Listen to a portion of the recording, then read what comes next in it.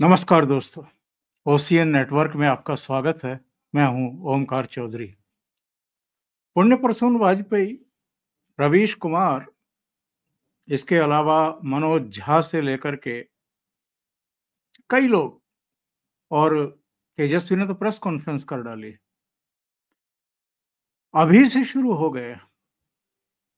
कुछ समय है रिजल्ट में, लेकिन इतना भी समय नहीं है और इनको जो सूचनाएं मिल रही हैं जमीन से भी और जितने एग्जिट पोल आए हैं उनसे भी कई बार लगता है कि जो सिंसियरिटी, जो गंभीरता, जो परिपक्वता और जो एक महत्वपूर्ण गहना हुआ करता था, उदारता और जनादेश को सिर माथे पर रख कर के जनता के प्रति हारने के बावजूद थैंक्स बोलना कि भई जो कमियां रह गई हैं, जो खामियां रह गई हैं, उन पर हम मंथन करेंगे और फिर से कोशिश करेंगे कि जनता का दिल जीतने की कोशिश करें, विश्वास जीतने की कोशिश करें। और जनता ने जो हमें आदेश दिया है विपक्ष में बैठने का, तो हम अगले 5 साल इस सरकार को सहयोग भी करेंगे और इसकी जो विषय हैं उन पर आलोचना भी करेंगे। जब ये इधर-उधर थोड़ा बहुत बेपटरी होगी तो इसको पटरी पर रखने का प्रयास भी करेंगे। ये एक्चुअल में हमारी राजनीति की और मैं तो कहूँगा कि जो हमारे सामाजिक संस्कार हैं, उसकी भी एक धुरी रही है। लेकिन रिजल्ट आए भी नहीं, केवल एग्जिट पोल जो दिशा दे रहे हैं, जो बता रहे हैं, उस पर आप छाती पीटना शुरू कर दें, तो इससे लगता है कि ये जो रुदाली गैंग है, ये सुधरने वाला नहीं है। मेरे साथ जुड़ रहे हैं, पहली बार मेरे चैनल पर आ रहे हैं, लेकिन आपसे बिल्कुल अपरिचित नहीं हैं। आप उनके तीखे व्यंग्यों के लिए उनको जानते हैं और बहुत परिपक्व एक समझ है। बहुत अच्छे जिनको मैं पसंद करता हूँ ऐसे विश्लेषकों में से हैं एकलव्य सिंह। तो मैं उनको जोड़ लेता हूँ और उसके बाद फिर चर्चा को आगे बढ़ाएँगे। एकलव्य जी, बहुत स्वागत। प्रणाम नमस्कार। सर। सौभाग्य है मेरा सर कि आपके चैनल पे आमंत्रित किया आपने और आपका बस आशीर्वाद प्राप्त होते रहता है, मेरे लिए तो यही बहुत है सर। बहुत धन्यवाद, आपका बहुत स्वागत है। तो रिज़ल्ट आया नहीं है और रुदाली गैंग शुरू हो गया है। बहुत भारी भरकम तरीके से आँसू बहाते हुए दिखाई दे रहा है, पेशबंदी करते हुए दिखाई दे रहा है। मनोज झा का मैं सुन रहा था, पूरे मीडिया को ही उन्होंने दलाल कह दिया एक तरीके से। राजदीप सरदेसाई को मैंने सुना, राजदीप सरदेसाई कह रहे हैं कि ये तो सीधे-सीधे रिश्वत दे कर के चुनाव जीतने की अनैतिक गतिविधि है, जिस पर चुनाव आयोग भी खामोश है और बाकी सब भी खामोश है। इससे ज़्यादा अनएथिकल क्या हो सकता है? वो भूल जाते हैं कि जब इनके जिनको ये पसंद करते हैं, जब वो बहुत बड़ी-बड़ी घोषणाएँ करते हैं और लोगों के बीच में पैठ बनाने की कोशिश करते हैं, तब इनके मुँह पर टेप चिपक जाती है। तो कैसे देखते हैं इस पूरे घटनाक्रम को और इनके रोने-धोने को? सर एक्चुअली क्या है कि मैं इसी से शुरुआत करता हूँ, जो आपने राजदीप सरदेसाई जी की बात करी। ये इनका जो पूरा इकोसिस्टम है बहुत इंटरेस्टिंग है सर, क्योंकि राजदीप सरदेसाई कोई मतलब ऐसे नहीं है कि बस आज उठ के आ गए। ये बहुत अनुभवी हैं, तो इनने मतलब आज नहीं कम से कम 30-35 साल से इस देश की राजनीति को फॉलो किया है। तो इसी तरह से सर कल मैं एक न्यूज़ चैनल पे था, तो वहाँ पे एक कांग्रेसी विचारधारा के राजदीप सरदेसाई जैसे ही एक जाने-माने विश्लेषक हैं, जिनका नाम है वरुण पुरोहित। आपने सुना होगा उन्हें कभी-कभी। तो सर वो कल जो हैं, वो एकदम कल इसी टाइप की बात कर रहे थे चैनल पे कि ये सीधा-सीधा जो है महिलाओं को 10,000 रुपए की रिश्वत दे दी गई है और ये मध्य प्रदेश और महाराष्ट्र वाला मॉडल है। अब सर ऐसा है कि मैं तो सर मतलब इन लोगों के अनुभव में मतलब कुछ भी नहीं है मेरा अनुभव। हाँ, ये जरूर है सर कि मेरा जो ननिहाल है वो पटना में है। तो मतलब हर साल 2 साल में मेरा वहां जाना आना होते रहता है, तो मैंने लालू राज के दिन देखे हैं। और जब मतलब बचपन में, आजकल सर चलन हो गया है ना ये हॉलीडेज में बाहर घूमने का। बचपन में तो मतलब हम लोग जो जिन परिवारों से आते हैं उसमें तो हॉलीडेज का मतलब ये होता था कि गर्मी की छुट्टियों में ननिहाल चले गए, सब लोग हाँ। वहीं आ जाते थे। तो वो सर लालू जी के भी दिन देखे हैं हम लोगों ने, और नीतीश जी के भी अर्ली डेज देखे हैं। तो हालांकि सर देखिए, आज का जो हमारा यूथ है वो जिस तरह से योगी जी को लेके संगठित होता है, मैं समझता हूँ शायद किसी लीडर को देख के नहीं होता, खास करके जो हिंदू यूथ है। लेकिन मैं ऐसा समझता हूँ सर कि जब नीतीश जी शुरू शुरू में आए थे, आपने तो खैर क्लोजली वॉच किया होगा, मैं समझता हूँ कि कम से कम कानून व्यवस्था को लेके उस समय पे उनने जो काम किया था वो किसी मतलब योगी जी से ज्यादा नहीं तो कम भी नहीं था, मैं ऐसा समझता हूँ। और बिहार और जैसे राज्य में जहां 70 नरसंहार हो चुके थे। बिल्कुल सर, और मतलब मैं तो मतलब मेरे नाना जी का घर जो है वो पटना में न्यू पाटलिपुत्र कॉलोनी में था, जो कि मतलब पटना के स्टैंडर्ड से एक रीजनेबली पॉश इलाका माना जाता है। लेकिन सर वहां पे मतलब मैं आपको स्थिति बता रहा हूँ उस समय की, 2 मिनट ले रहा हूँ आपके दर्शकों का, जी हाँ, जी हाँ, कि जी उससे हाँ। क्या कॉन्टेक्स्ट समझ में आएगा।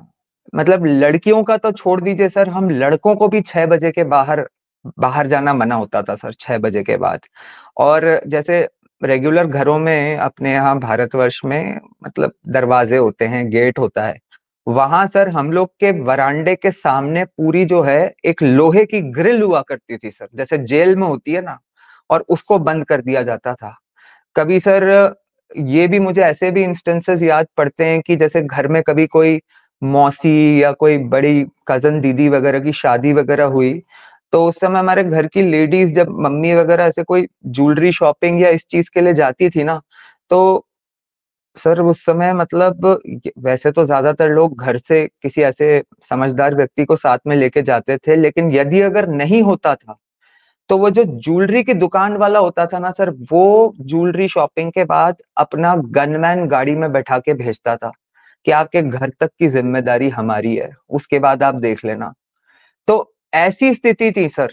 और नीतीश जी के मैं आपको बता दूं कि शुरू के लगभग के जो उनका पहला कार्यकाल था, उसके 5-7 साल के अंदर जो मैंने बदलाव देखा सर, वो ये था कि जैसे आज हम मतलब दिल्ली या जयपुर या किसी दूसरे मेट्रो की सड़कों पे जिस तरह से देखते हैं कि मतलब लड़कियां कैफेज जा रही हैं शाम को, मतलब इवनिंग्स में बिना किसी संकोच के उनके घर वाले उन्हें बाहर जाने दे रहे हैं, तो मतलब ये जो बदलाव था सर, ये बहुत ज्यादा फिनोमिनल था। प्लस सर, तो ये तो चलिए मतलब जो अपनी आंखों से देखा, लेकिन जो वरुण पुरोहित जी और राजदीप सारदेसाई जी जितनी आसानी से कह देते हैं कि ये 10,000 रुपए की रिश्वत दे दी गई है, मतलब आप देखिए कि सर ये इतना अनुभव और फुल टाइम मतलब पत्रकारिता में होने के बाद ये लोग इस बात को मेंशन भी नहीं करते कि नीतीश जी ने मतलब जो मैंने कानून व्यवस्था की बात करी, इसके अलावा वहां पे लड़कियों को स्कूल की शिक्षा के लिए जाने के लिए साइकिल देना, पुलिस की नौकरियों में 30% आरक्षण देना, उसके बाद सर शराबबंदी से मतलब जो स्पेशली जो रूरल एरियाज हैं उसमें जो उनको घर में एक तरह से सेल्फ रिस्पेक्ट या सम्मान की भाई। और ऐसा नहीं है सर कि मतलब हर आदमी अपनी बीवी को दारू पी के पीटता ही होगा, लेकिन पीटता नहीं भी होगा तो अगर दारू के नशे में भी पड़ा रहता होगा और घर में एक मतलब जो कमाता होगा वो उसी में खर्च कर देता होगा, तो अगर उस चीज से भी सर मतलब एक तरह से कुछ राहत दिलाई नीतीश जी ने, तो ये जो 10,000 रुपए वाली जो अभी बात है सर, ये एक बहुत लंबी हिस्ट्री की मतलब जो उनकी विमेन के साथ रिलेशनशिप है उससे उसकी कंटिन्यूटी है। जब और ये साइकिल लोग दी थी, ये साइकिल दी थी तब से शुरू हुआ है। बिल्कुल बिल्कुल सर, बिल्कुल। वो और जब बच्चे थे तो तब उनको साइकिल दी थी स्कूल जाने के लिए।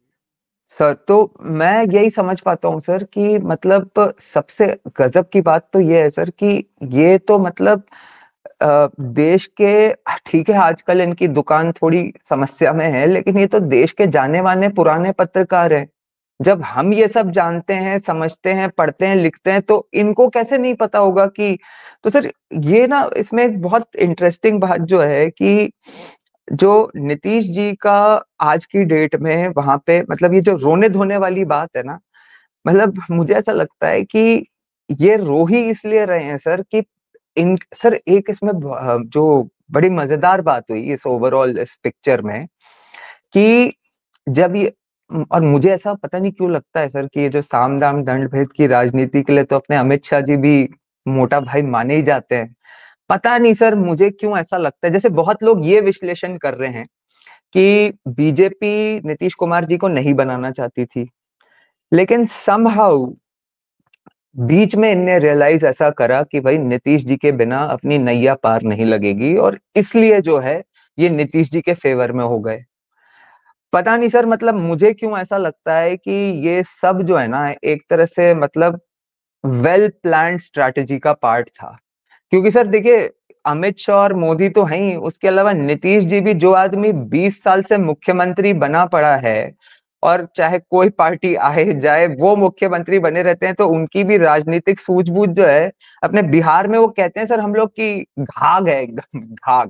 बिल्कुल तो बिल्कुल। मुझे ऐसा लगता है सर कि ये जो मतलब जो बातें होती थी ना इनकी तबीयत खराब होने के बारे में, कि भाई ये तो मतलब कुछ समझ ही नहीं पा रहे, कुछ बोल ही नहीं पा रहे, तो सर ये तो जब इन्होंने वो सभाएं शुरू करना शुरू करी और जिस तरह से मतलब वो बातें कर रहे थे, तो ये तो क्लियर हो गया था सर कि मतलब कम से कम मेंटली तो उन्हें कोई प्रॉब्लम नहीं है। उसके बाद सर जब ये तेजस्वी वगैरह और ये जो बाकी हमारे राहुल गांधी जी वगैरह मछलियां वगैरह ढूंढ रहे थे और वेदर में इधर उधर ट्रैवल नहीं कर पा रहे थे, तो आप देखिए कि मतलब नीतीश जी तो मतलब 100-100 200-200 सभाएं कर गए, और वो भी क्या सर 250-300 किलोमीटर की मतलब रोड की यात्रा करके। तो इससे दो चीजें स्टैब्लिश हुई सर कि एक तो मतलब बिहार में जो बात होती थी ना कि भाई बातें होती हैं लेकिन डेवलपमेंट नहीं हुआ, अरे डेवलपमेंट नहीं हुआ तो 250-300 किलोमीटर की यात्राएं करके सीएम जा कैसे रहा था भाई। और बिल्कुल उसके बाद ये भी कि उसमें सीएम में जो मतलब एक बात होती है ना सर कि मतलब ये इस तरह का हो गया सर कि old energetic Nitish Kumar versus lazy young Tejashwi Yadav. मतलब जो युवा शक्ति हैं वो तो मतलब हेलीकॉप्टर का वेट कर रहे हैं कि भाई बारिश हो रही है और उनका वेदर से हेलीकॉप्टर नहीं उड़ रहा, और जिसको आप कह रहे हो कि तबीयत खराब है, बुढ़े हो चुके हैं, अब किसी काम के नहीं है, वो 250 किलोमीटर की यात्रा करके सभाएं कर रहे हैं।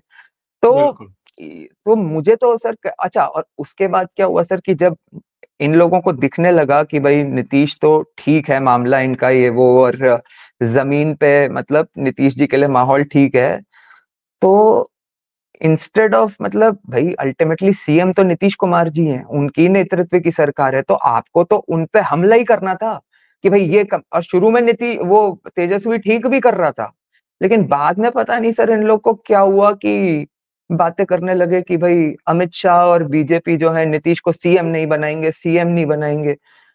अब सर फिर बचा क्या था, मतलब यही तो आपने देखा होगा धीरे धीरे वो एक आज तक के कॉन्क्लेव से शुरू हुआ जिसमें अमित शाह जी ने इसको इस तरह से कहा कि भाई उनके नेतृत्व में लड़ रहे हैं तो साफ ही है कि कौन बनेगा, लेकिन मतलब ये एक प्रोसेस होता है हमारी, मतलब पहले ये नहीं हो रहा था सर, पहले थोड़ा कंफ्यूजन में रखा जा रहा था, फिर धीरे धीरे सर मतलब एक्सेप्ट द टॉप लीडरशिप, जो बीजेपी के जो बाकी लोग थे जैसे आपने देखा होगा रविशंकर प्रसाद वगैरह, वो बड़े मैटर ऑफ फैक्टली बोलने लगे कि नीतीश ही बनेगा।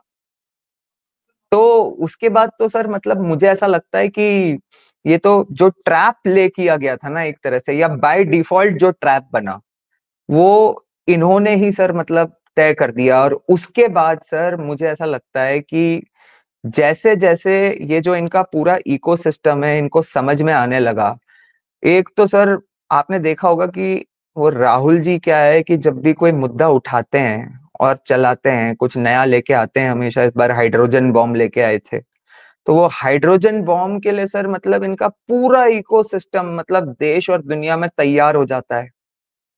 अब सर ये वहां पे पहुंच के और इनने वोट चोरी की जो नौटंकी करी, मतलब मेरी जितनी भी राजनीतिक सूझबूझ है और आप लोगों का भी मार्गदर्शन मिलते रहता है, ये सर वहां पे मतलब आप लोगों में तो छोड़ दीजिए, मुझे लगता है सर कि कांग्रेस के कार्यकर्ताओं में ही नहीं चला।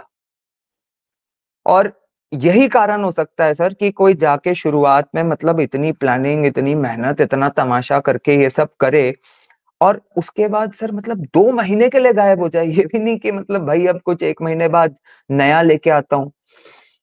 उसके बाद सर जब ये, अच्छा आपने देखा होगा सर, ये लोग भी इससे पुल आउट ही कर गए एक तरह से, आरजेडी वाले। वो एक यात्रा जो मोटरसाइकिल पे उसके बाद गए थे, उसके बाद तेजस्वी ने तो वोट चोरी की बात करी नहीं। आज करिए, जब पता चल रहा है कि हार रहे हैं तो आज करिए वोट चोरी की बात। उसके पहले सर वोट चोरी की तो बात इन्होंने करी नहीं।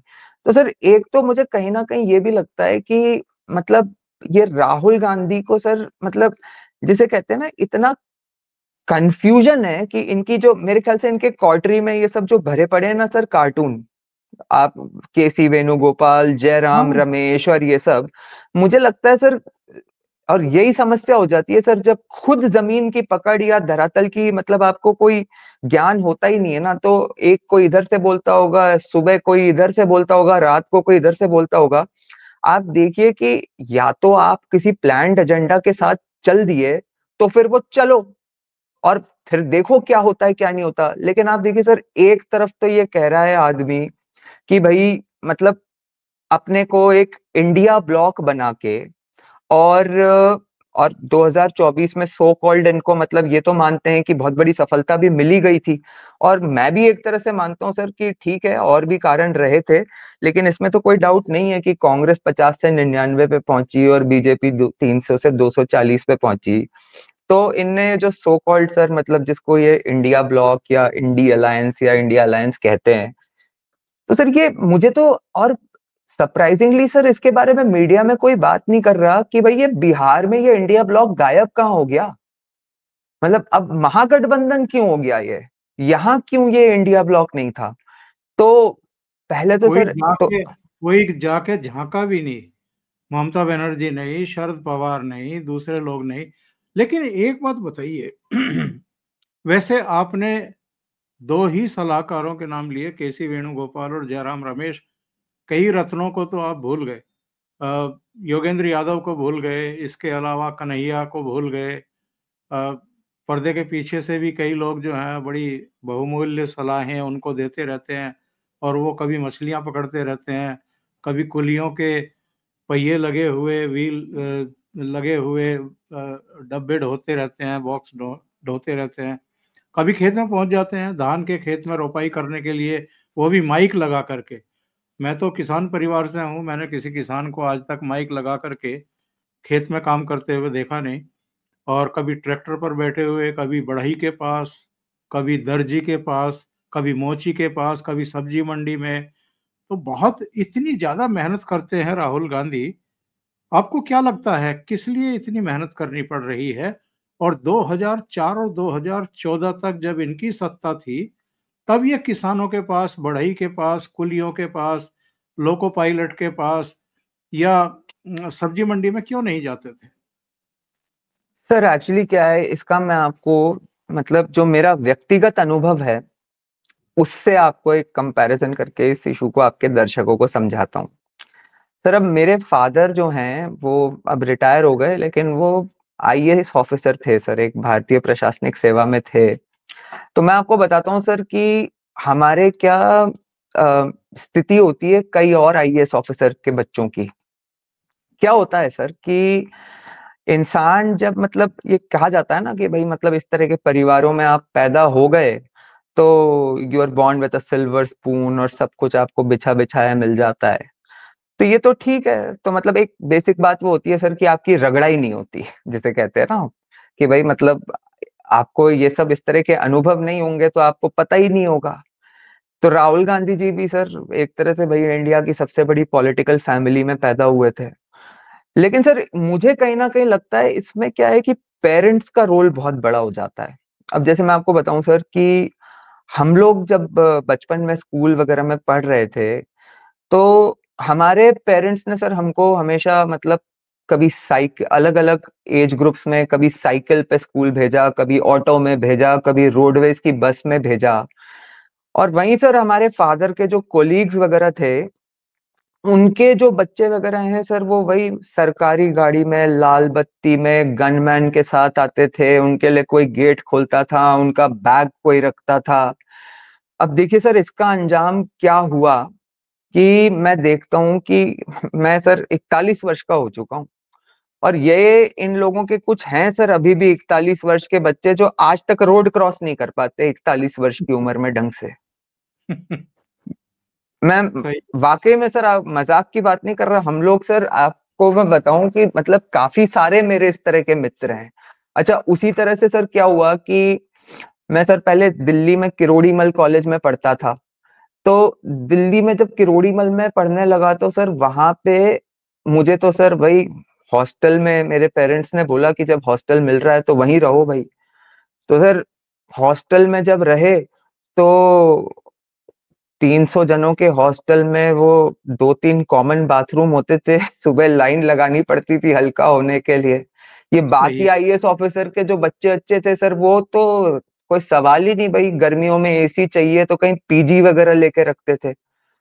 उसके बाद सर उसके बाद सर मैं चला गया था, मुझे एक कोर्स में एडमिशन मिल गया था और थोड़ी स्कॉलरशिप मिल गई थी, तो मैं सिंगापुर चला गया था सर। तो वहां पे सिंगापुर में जाके सर पहले पढ़ाई करी, फिर अपनी इंटर्नशिप वगैरह और ये सब कर करा के सर ये बड़ा क्लियर था मैं लाइफ में कि मुझे वापस भारत आना है। तो मैं जब यहाँ पे आया सर, तो अब पापा लोग सर मतलब बेसिकली सर्विस सेक्टर के थे, तो ऐसा तो था नहीं कि अपने को कोई बैठा बैठा है धंधा दे देंगे। तो मैंने एक छोटा सा कंसल्टेंसी का काम शुरू करा था सर। तो सर उस समय मेरे पिताजी ने मुझे एक बात बोली कि देखो ऐसा है कि जब तक मैं सर्विस में हूं, तुम गवर्नमेंट से रिलेटेड कोई भी काम नहीं करोगे, और अगर किसी दिन मुझे ये पता चला कि तुमने किसी अंकल को फोन किया है या किसी अंकल ने तुम्हें फोन किया है, तो मैं अपना ट्रांसफर दिल्ली करा लूंगा।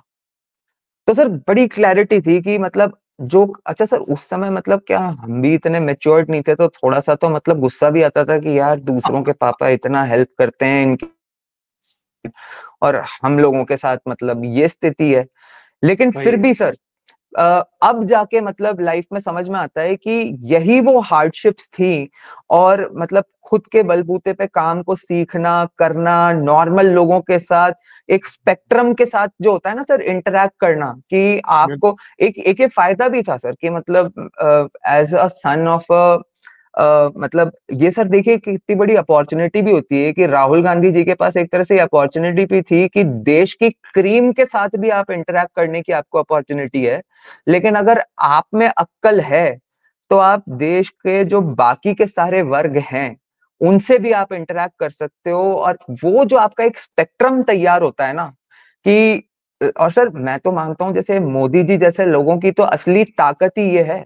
लोगों को तो मोदी जी ये पिछले 10 साल के ही दिखाई देते हैं सर, लेकिन मोदी जी की तो मतलब जो इसे कहते हैं ना सर कि हर एक वर्ग के लोगों के साथ उनका व्यक्तिगत अनुभव, हर एक मतलब भारत के अलग अलग पार्ट्स का व्यक्तिगत अनुभव। अब ये लोग सर आपने तो खैर सब देखा है, मतलब इंडियन नेवी की शिप पे हॉलीडेज मनाते थे, प्लेन में हाँ बर्थडे केक काटते थे। तो सर अब जो नहीं किया, ये जो ये करते हैं ना सर, ये मछली वछली आप देखेंगे सर, ये मछली पकड़ना और जाके कारपेंटरी करना, लोको पायलट्स के साथ सेल्फी बनाना, ये सर लगभग मैं आपको बताऊं कि, और आपने देखा होगा बड़ा स्माइलिंग वे में कर देते हैं, उनके चेहरे पे हाँ कोई शिकंज नहीं होती, वो एंजॉय भी कर रहे होते हैं।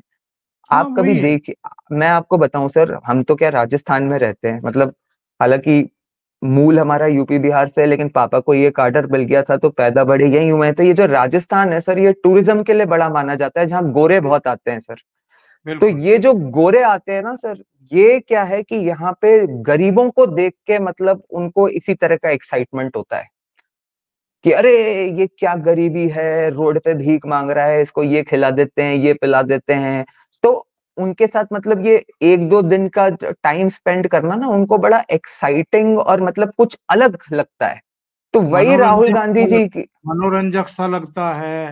बिल्कुल सर। एडवेंचर सा लगता है। वो सब तो कि चलो यही सर यहाँ हमारे पास राहुल है। गांधी जी की भी स्थिति है सर कि ये इस तरह की ये जो चीजें करने जाते हैं, ये इनको लगता है कि अच्छा सर, एक और भी इनका जो ये जो गरीबों का जो परसेप्शन है ना, वो आज भी वही है जो इस एलीट कॉटरी का आज से 10 साल या 20 साल पहले था कि अरे ये गरीबों को क्या पता है, इनको तो यही हमारी फोटो देखेंगे, रील देखेंगे तो एक्साइटेड हो जाएंगे कि क्या आदमी है।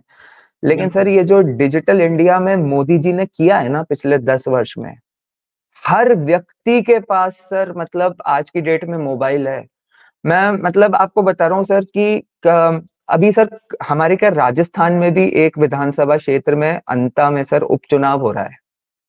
तो कल सर एक दूसरे समय पे किसी टीवी चैनल पे उसको लेके बैठे हुए थे, तो मैंने वहां पे सर ऐसा कहा कि मैं ऐसा समझता हूँ कि जो बाकी सारे मुद्दे हैं वो तो अपन पिछले 15-20 दिन से डिस्कस डिटेल में कर ही रहे हैं, लेकिन मुझे कहीं ना कहीं लगता है कि ये जो दिल्ली में जो बॉम्ब ब्लास्ट हुआ है, इसका भी थोड़ा बहुत जो फेंस सिटर्स होते हैं, जो मतलब यूथ होती है, उस पर थोड़ा बहुत इसका इम्पैक्ट होगा। तो वो जो एंकर थी सर, वो बोली कि अरे एकलव्य जी, ये आप कैसी बातें कर रहे हो, मतलब कहाँ अंता और कहाँ दिल्ली और इसका क्या लेना देना, यहाँ तो एकदम लोकलाइज्ड मुद्दे हैं और ये है वो है। मैं कहा साहब ऐसा है कि ये वो भारत है ही नहीं जो आज से 15 साल 20 साल पहले था।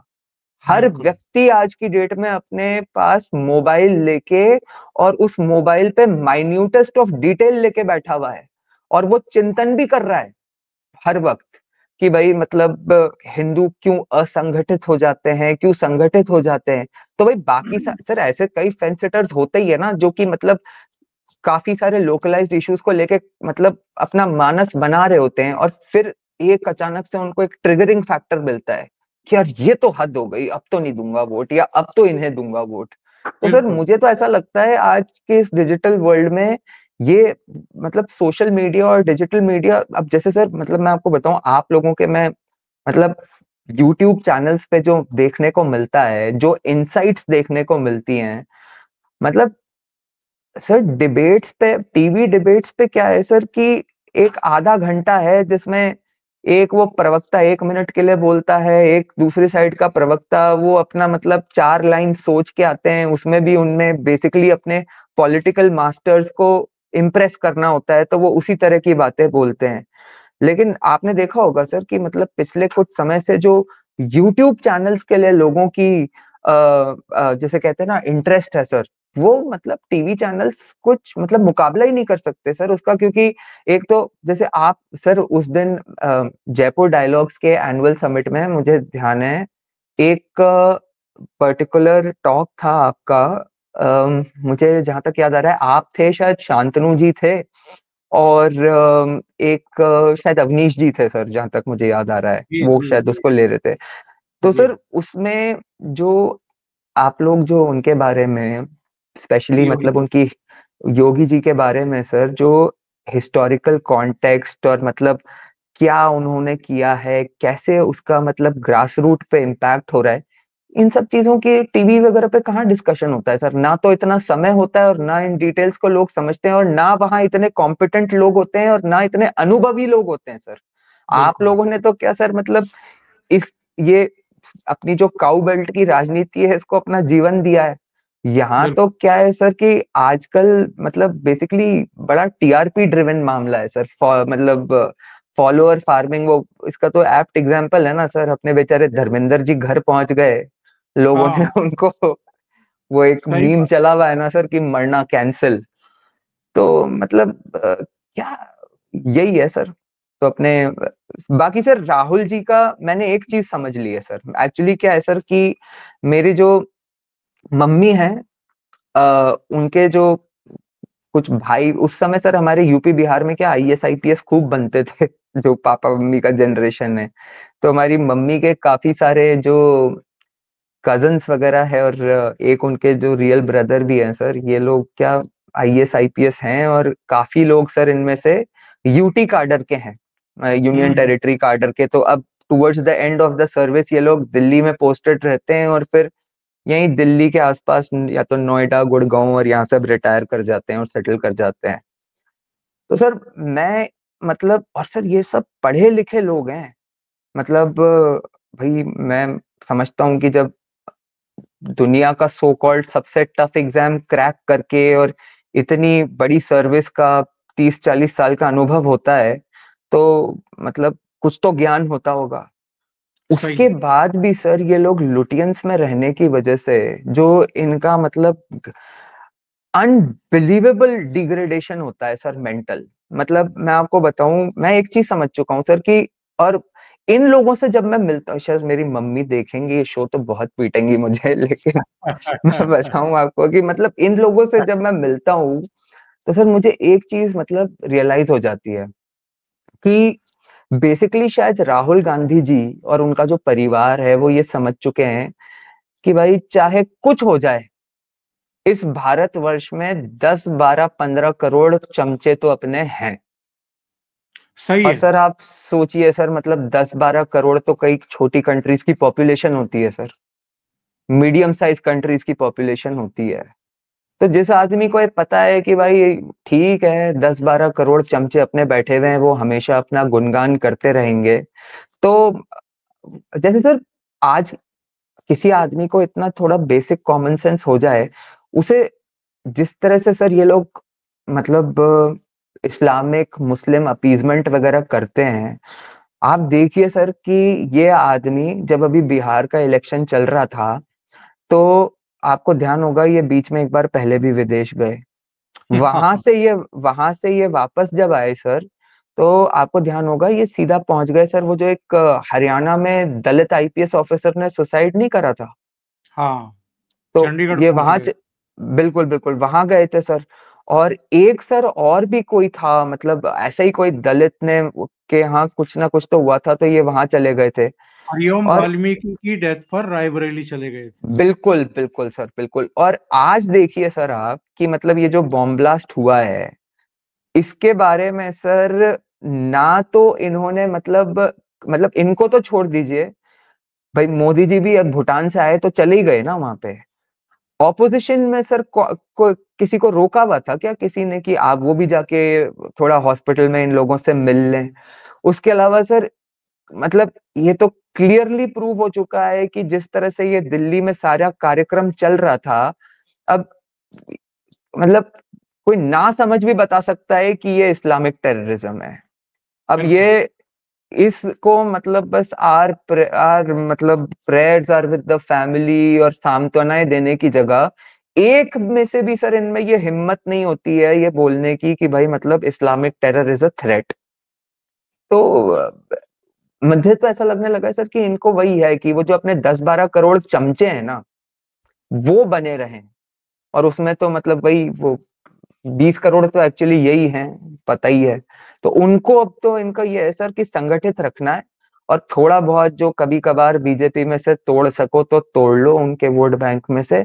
बाकी सर मुझे नहीं लगता कि इनकी अब ऐसी कोई मंशा है कि अपने को कोई प्राइम मिनिस्टर वगैरह बनना है या अपने को देश में सरकार लानी है, ये जान चुके हैं वो आना भी नहीं है। आपको ऐसा नहीं लगता कि ये मुद्दे ऐसे उठाते हैं कि तुरंत एक्सपोज भी हो जाते हैं? जैसे जब जब चुनाव हारते हैं और भारतीय जनता पार्टी या उनके सहयोगी जीतते हैं, तो कभी ईवीएम के सिर पर ठीकरा फोड़ना, कभी वोट चोरी की बात करना, कभी कहना कि मैच फिक्सिंग हो रही है चुनाव आयोग और मोदी जी के बीच में, अमित शाह के बीच में। अगर यही सब हो रहा होता, तो क्या भारतीय जनता पार्टी तीसरे लोकसभा चुनाव में 240 पर जाकर के टिक जाती? 272 से आगे क्यों नहीं बढ़ी?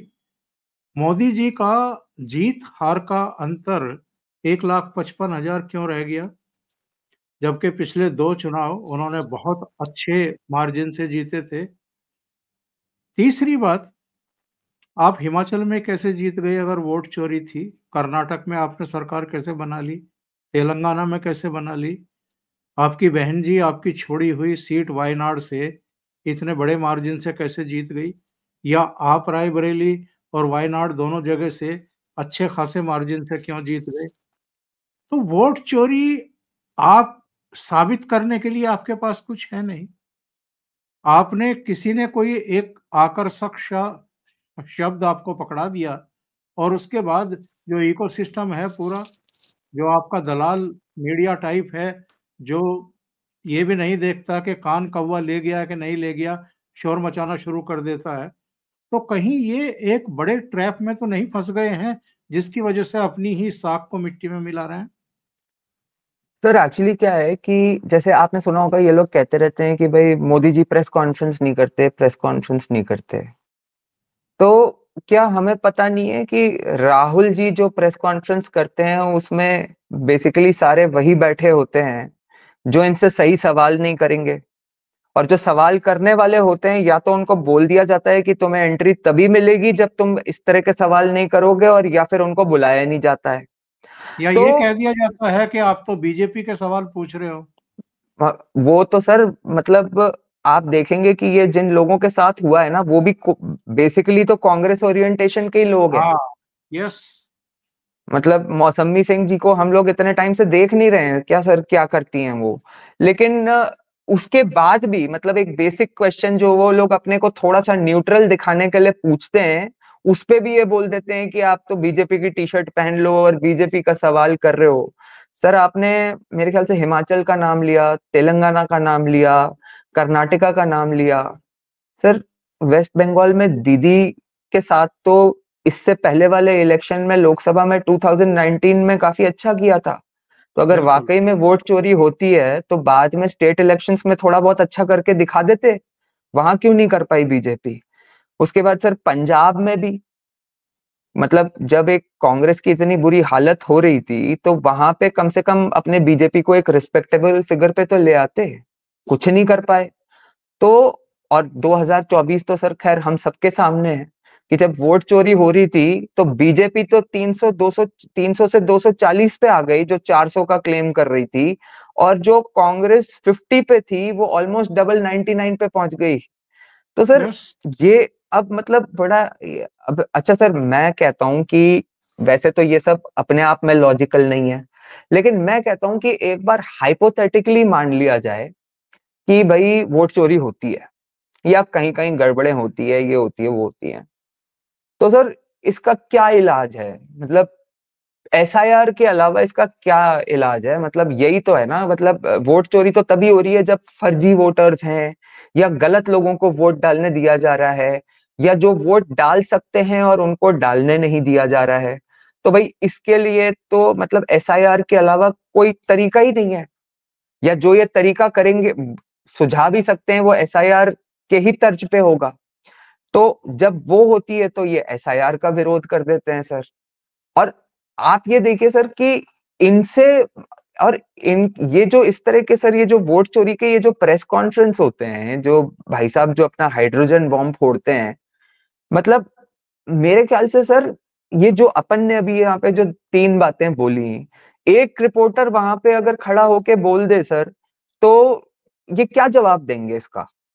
इसीलिए वहां पे कोई होता नहीं है। और सर वैसे भी मतलब मुझे लगता है कि आ, एक और जो इन लोगों में बहुत बड़ी समस्या है सर, ये क्या है कि मैंने मतलब पॉलिटिशियंस में ही नहीं और राज परिवारों में ही नहीं, मैंने बहुत बड़े बड़े ब्यूरोक्रेट्स में भी देखी है सर, कि ये जो बड़े परिवारों के लोग या मतलब जिसे कहते हैं ना फाइनेंशियली वेल टू डू परिवार से जो लोग होते हैं, बड़े बड़े ऑफिसर्स और ब्यूरोक्रेट्स जो होते हैं सर, ये सर मुझे ऐसा लगता है कि जो एक जिसे कहते हैं ना sir robust common sense of the common man, मतलब जो मतलब सामान्य ज्ञान जो एक सामान्य व्यक्ति का जो कॉमन सेंस होता है, उसको ये लोग बहुत कम आंकते हैं सर।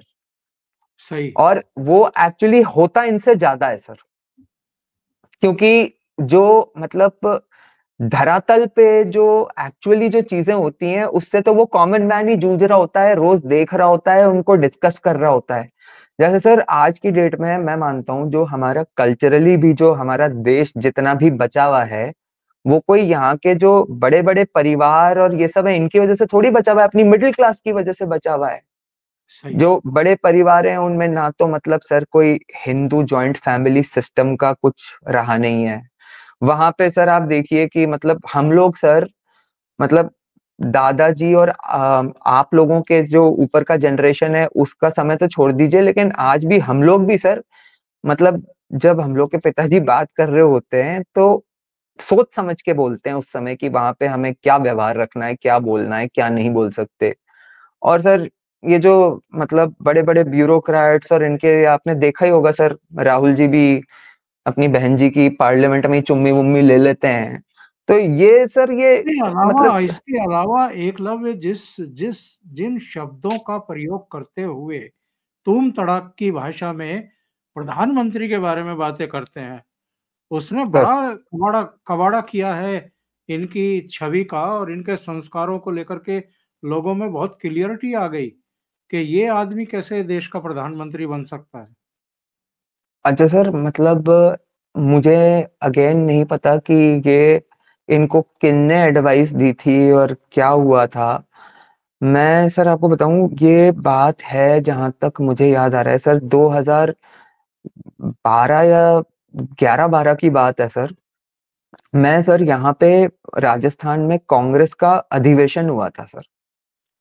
तो उस समय क्या है सर कि मैं मतलब एक कंसल्टेंसी फर्म के साथ काम कर रहा था, जो कि कांग्रेस का सर, जिसको उस समय के कांग्रेस का ये जो 13 में जो चुनाव होने वाले थे यहाँ पे विधानसभा के चुनाव, उसके लिए उसका पूरा एडवर्टाइजिंग का काम मिला हुआ था। तो उस समय सर मतलब राहुल गांधी की बेसिकली जो कांग्रेस में इमेज थी तब तक जो मैंने देखा, उस अधिवेशन में ही सर राहुल गांधी जी को कांग्रेस का वाइस प्रेसिडेंट बनाया जाना था। जी। तो जिसमें उनने वो फेमस डायलॉग दिया था ना सर कि this morning I got up at night.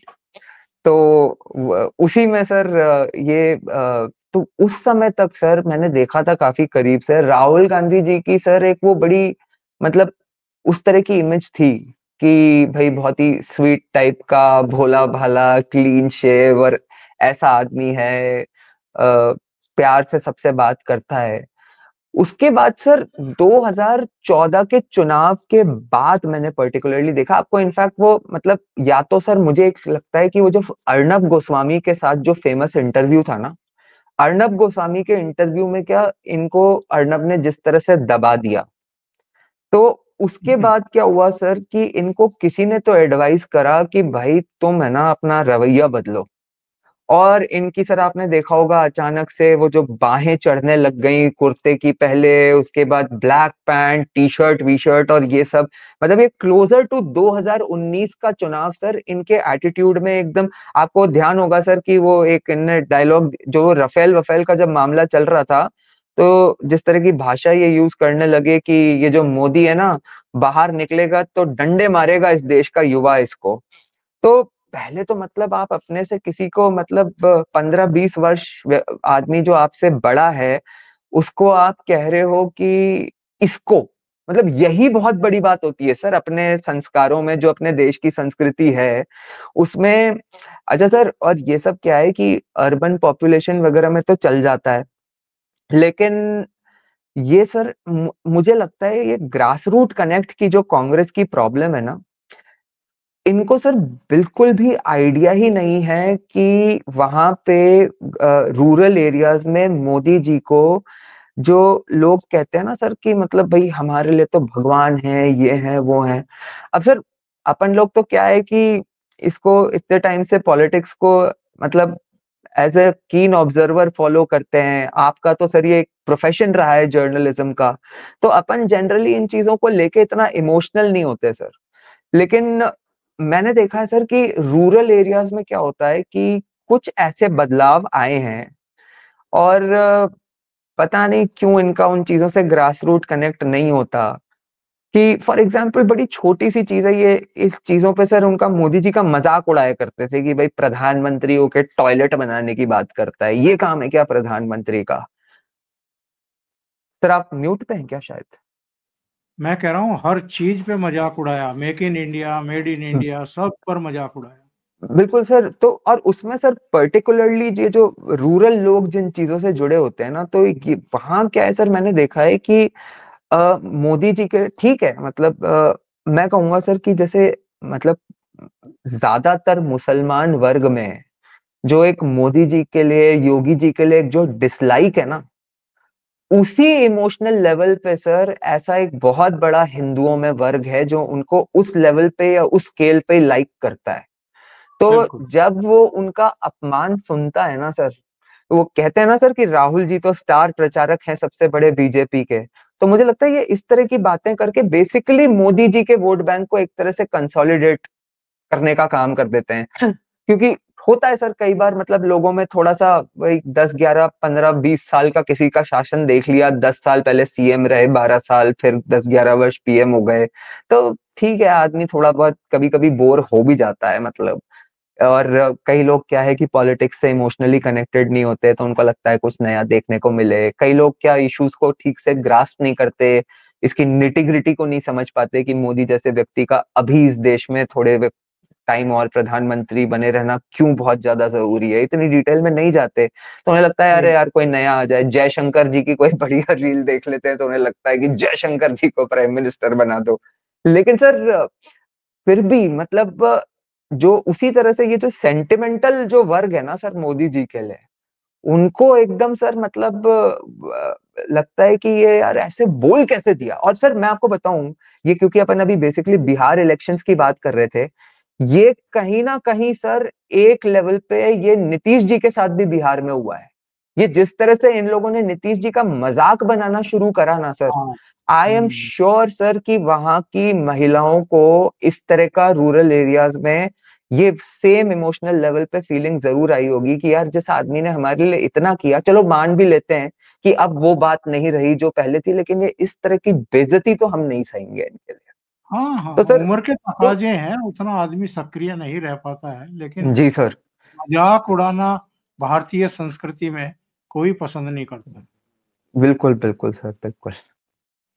Eklavya जी, बहुत बहुत धन्यवाद, आप जुड़े, इतना समय निकाला आपने, बहुत महत्वपूर्ण मुद्दे पर बातचीत की।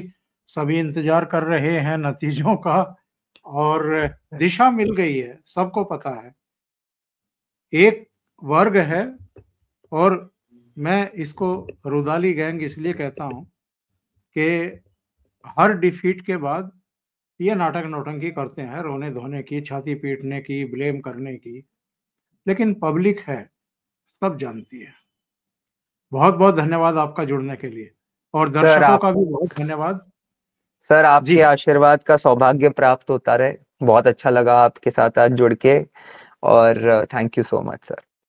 Thank you so much. और दर्शकों से निवेदन है, अगर आपको ये चर्चा पसंद आई तो लाइक करना ना भूलें, कमेंट जरूर दें कैसी लगी चर्चा। इसके अलावा वीडियो को फॉरवर्ड करें, शेयर करें अपने मित्रों और ग्रुप्स में। और अभी तक अगर चैनल आपने सब्सक्राइब नहीं किया है तो सब्सक्राइब कर लीजिए, और जो पुश बटन है ऑल वाला दबाइए, ताकि आगे जितने भी वीडियो आए उनके नोटिफिकेशन आपको जरूर मिल जाए। बहुत बहुत धन्यवाद। नमस्कार। प्रणाम।